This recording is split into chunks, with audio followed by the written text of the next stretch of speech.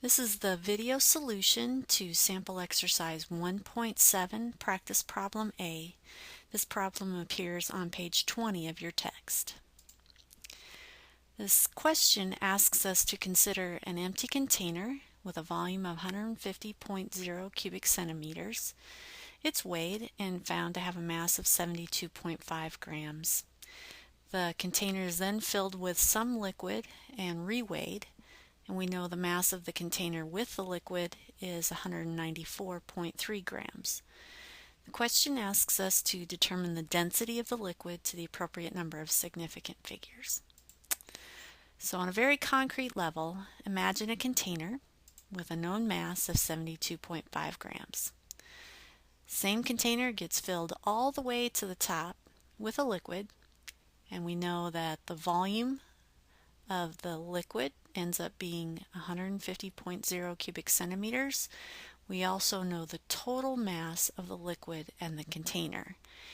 Now the question asks us to determine the density of the liquid only, so we'll have to do a little subtraction to find the mass of the liquid by itself.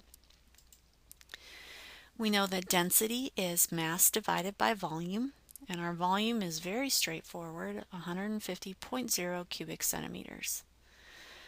The mass of the liquid is the difference between the mass of the container with the liquid, 194.3 grams, and the mass of the container when it's empty, the 72.5 grams. Subtracting these two values gives us 121.8 grams, and that is the mass of the liquid itself.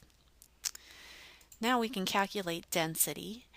We'll divide 121.8 grams by 150.0 cubic centimeters.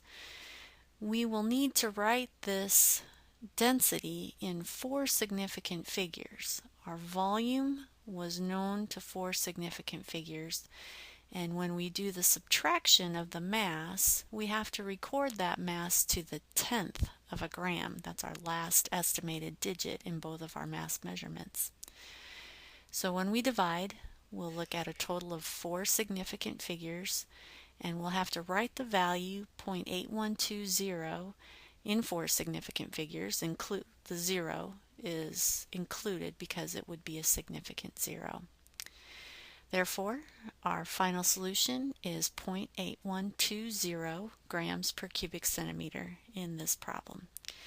Please take a minute and look at practice problem B, solve it, and check your answer against these answers in the back of chapter 1.